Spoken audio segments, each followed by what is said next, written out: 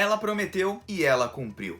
Chegando ao nível de Touji Zein, Maki mais uma vez mostra que ela é a deusa da guerra em Jujutsu Kaisen. E se você quer saber como ela chegou nesse nível, então fica aqui nesse vídeo. E aqui vai um recado para todos vocês que falam mal da Maki, tá bom? Chora, bebê!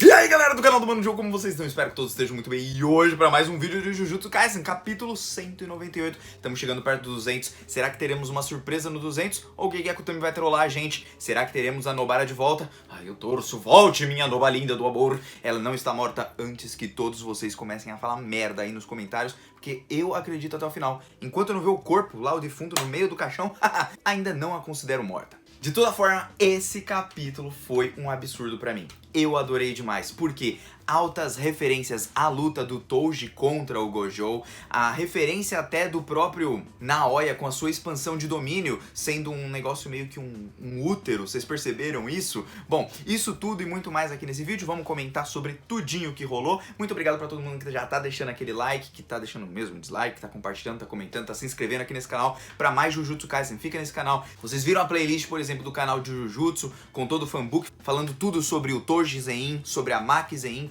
com tudo bem feitinho pra vocês, com a informação aqui do fanbook oficial. E além disso, tudo sobre Gege Akutami, quais os seus gostos e inspirações, pra você um pouquinho compreender mais a obra de Jujutsu. Então vai dar uma olhada aí nos vídeos e fica aqui nesse canal. Bom, vamos lá, vamos começar esse capítulo com a expansão de domínio de Naoya. Deixa eu ver os dedinhos dele, acho que ele fez assim. O gesto de mão, pelo menos, é bem parecido não, é o mesmo gesto de mão que o Mahito faz. E bom, enquanto nós não temos ainda a tradução oficial, a tradução ficou mais ou menos desse modo, né? Palácio Lunar do Útero Temporal, do Útero do Tempo, alguma coisa relacionada a esse tipo. Não é à toa que quando ele ativa, percebam que, mano, parece muito com um útero e como se o Naoya tivesse meio que nascendo ali dentro, né? E vocês perceberam, né? Se vocês pegarem a imagem de um útero e colocarem assim, vocês vão perceber que os traços do Gege Akutami se referem exatamente ao que o nome da expansão de domínio tem. E eu devo dizer pra vocês que essa é uma das expansões de domínio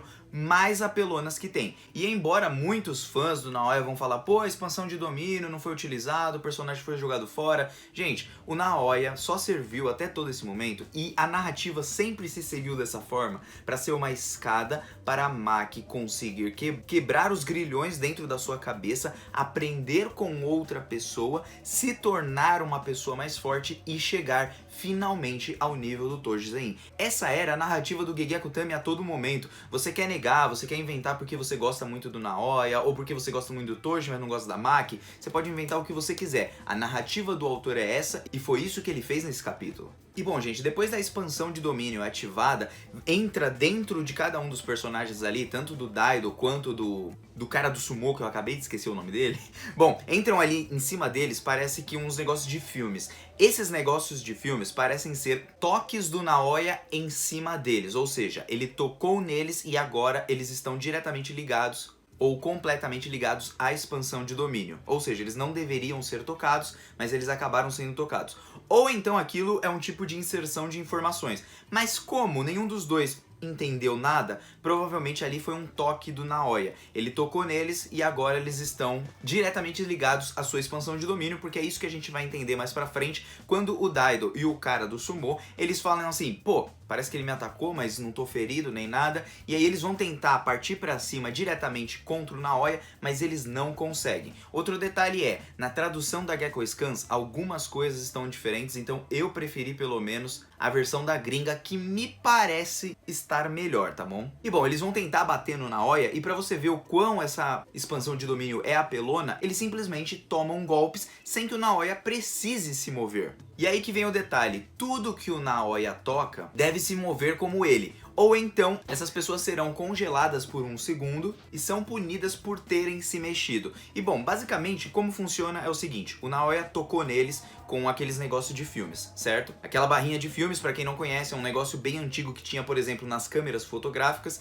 que ao invés da gente ter uma câmera digital, como tem hoje em dia, a gente tinha um pequeno filme, um rolo de filme, assim como a gente vê em cinemas antigos e tudo, você colocava em cima da câmera, tirava as fotos. Da mesma forma, o filme era gravado dessa forma, ele pegava ali ali, você colocava aquele rolo e o filme passava em várias imagens, em vários frames, assim como foi já mostrado pelo Naobito. Então quem é das antigas vai compreender um pouquinho melhor. E bom, o alvo da técnica amaldiçoada do Naoya, ela é dividida tipo num nível celular, até como estava escrito assim na Gekko Scans, mas é num nível tipo assim, se as células do seu corpo não se moverem assim como as células do Naoya estão se movendo, ou seja, você pode andar, você pode tentar atacar o Naoya, mas as suas células precisam se manter assim como as do Naoya, ou seja, se a dele estiver agitada, a sua também tem que estar agitada na mesma proporção, você tem que estar se movimentando dessa forma. Só que eles não sabem exatamente como fazer isso, é um nível celular, é algo muito difícil de manter a coerência, vamos dizer assim, conseguir manter aquele nível celular. Então dessa forma os caras acabam sendo feridos, por quê? Porque as células estão desalinhadas e aí eles tomam uma punição e acabam sofrendo vários golpes fatais. E bom, essa técnica é muito apelona e para lidar com ela você teria que ter, acho que um grande controle de energia amaldiçoada dentro do seu próprio corpo para controlar todas as células do seu corpo. É algo meio absurdo? É. Alguns poderiam bater de frente? Poderiam. Alguns que tivessem uma expansão de domínio melhor, ou seja, mais refinada, e talvez um grande controle das suas células do corpo. Talvez, por exemplo, um cara que a gente vê que controla muito bem a sua energia amaldiçoada seja o Aoi Todou. Não sei se ele seria nesse nível de ser celular assim, eu acho bem difícil, mas é um dos exemplos que eu lembro assim que ele controlava muito bem a energia amaldiçoada, tanto até que ele ensina bastante coisa pro Itadori. Bom, aí ele dá um pau nos dois caras, os caras não conseguem se mover, então eles têm que ficar parado, o Naoya fica lá se achando, não sei o que, olha só meu grande domínio, e aí ele começa a perceber que a Maki não está ali e ele não consegue sentir a Maki naquele lugar. Ele imagina que mesmo que ela não tenha energia amaldiçoada, como ela está dentro do domínio dele, obviamente ele deveria sentir ela de alguma forma. Mas aí que está também o pulo do gato. Porque é nesse momento que o Daido vai tentar atacar o Naoya, toma mais um pau mais uma vez, sua mão é cortada, a espada voa longe. O Naoya fica pé da vida, mas o Naoya sofre o mesmo golpe que o Gojo. Vocês perceberam a referência? Porque a Maki, nesse momento, ela vai lá, pega a espada e fura o Touji. Nisso, todo mundo passa a não entender muito bem o que está acontecendo, inclusive o próprio Naoya. Porque eles não conseguem se mover, mas a Maki consegue se mover e o Naoya não consegue sentir a presença dela. Bom, o negócio tá super bem amarradinho, eu não achei que o autor vacilou nessa hora, porque se só fosse porque ela não tem energia amaldiçoada, o Naoya não consegue sentir ela, eu acho que seria bem zoado. Mas não é só por causa disso. E bom, vamos lá, como a Maki e o Touji, por exemplo, lá no passado, eles não tinham energia amaldiçoada, logicamente eles eram tratados pela técnica de barreira como estruturas, coisas inanimadas. E a menos que a barreira utilize objetos físicos, assim como foi utilizado lá pelo Fujiguro na luta contra o Reg, onde ele utiliza a barreira como o espaço daquele estádio. Estádio? Não era um estádio, era uma escola, era uma piscina, né?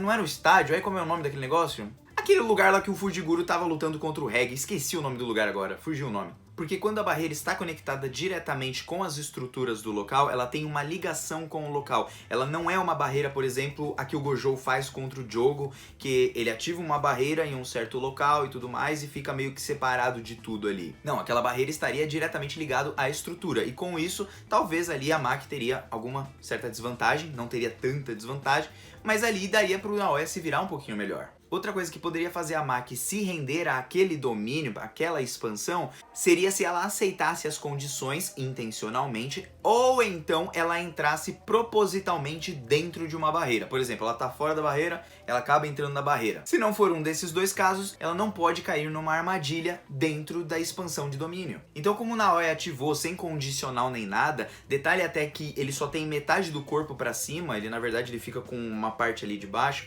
eu acredito que o Naoya não estava 100% completo como uma audição. Então ele estava igual o Mahito no começo. Vocês lembram que o Mahito ele consegue ativar uma expansão de domínio num certo momento, aí o Itadori consegue entrar ali na barreira e proteger o Nanamin lá atrás na história? A gente vê que o Mahito ele passa por um processo de evolução até chegar na luta final ali e ele se transformar naquele bichão feio e lutar contra o Itadori. Ou seja, eu acredito que o Naoya ele não se digivoluiu, vamos dizer assim, até o final. Então por isso ele ainda não estava no seu 100%, vamos dizer assim. Eu acho que ele tinha muito mais por evoluir se ele continuasse vivo, mas isso não vai acontecer.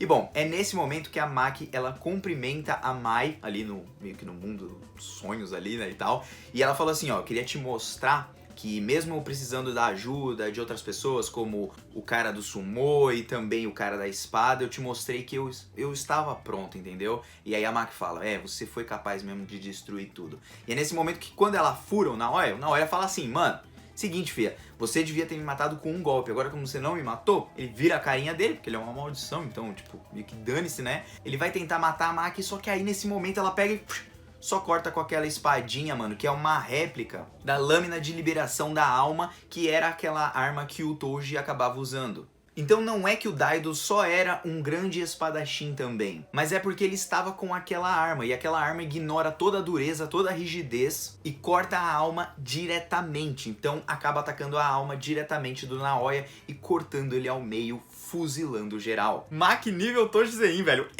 Eu vivi pra ver isso, cara. Só que tem um porém, pra você usar essa arma com todo o seu potencial, você tem que ser capaz de ter um par de olhos, detalhe que a Maki agora consegue enxergar com os 2 olhos. Ela não tem mais aquela cicatriz no olho, que ela só conseguia enxergar só com um olho, que pode ver a alma de objetos inanimados, e assim ela consegue atacar o Naoya. E bom, aqui no caso, a maldição ela não é um objeto inanimado, mas você precisa ter essa habilidade, foi isso que eu entendi. Por isso que ela consegue usar a arma no seu potencial máximo, essa aqui é só uma réplica, mas ela consegue lá, ó, cortar o Naoya numa cena linda, e ela toda B10 assim, eu falando, mano, chupa hater de Maki, chupa caramba. Eu sei que tem muita gente que não gosta, que prefere outros personagens, queria ver outros personagens, mas eu gosto da Maki. Então, cara, esses capítulos pra mim foram demais, foi uma tremenda de uma evolução. Amem ou odeiem, eu adoro a Maki e eu aposto que você que tá comentando aí embaixo também adora. E o Naoya não serviu pra nada, na verdade ele serviu pra ser a bosta que ele sempre foi, pra ser derrotado. É um merda.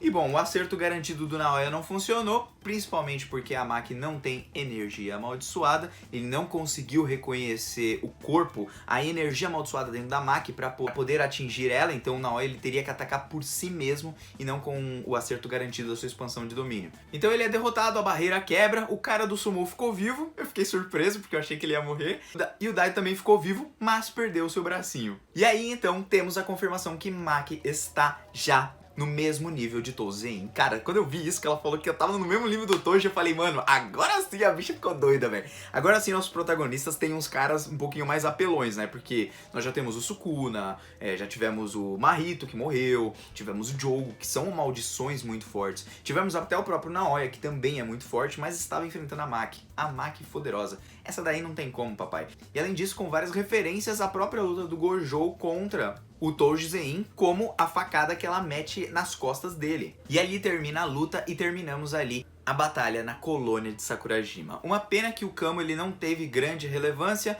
eu pensei que ele ia aparecer de alguma forma, mas quem sabe ele não tenha ajudado a Maki enquanto Naoya ativou a expansão de domínio, mas só vai ser revelado no próximo capítulo. Não faço a menor ideia, mas eu senti falta um pouquinho do Kamo, até porque só apareceu ali o Daido, a Maki e o Miu, acho que é Miu o nome deles, o cara do sumô. E outra referência que tem aqui ao capítulo 139, é que pra vocês que não lembram, no 139 é quando o Chozo tá junto com o Itadori, o Naoya acaba encontrando o Itadori, e naquele momento tem uma hora que o Chozo ele fala que o Itadori melhorou muito a sua questão de batalha, que ele tá muito mais forte, que agora ele é praticamente um deus demônio, tipo um cara muito forte, muito apelão, mas a gente viu mais pra frente que o Yuta tá 1000 anos na frente dele, então, tipo, esse negócio de ter essas referências pelo próprio Chozo, referentes ao Itadori, mostra que o Itadori melhorou, mas que ele ainda não está 100%. Já a Maki, quem é que coloca todo essa questão de nível com o Toji Zein, de estar aparelhada junto com ele, agora está no mesmo nível,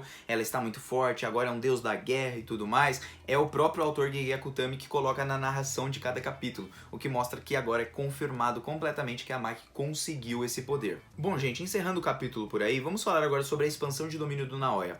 Eu achei ela muito apelona, gostaria de ter visto ela sendo utilizada pelo Naobito, mas quem sabe o Naobito não conseguiu utilizar porque ele estava só com uma mão.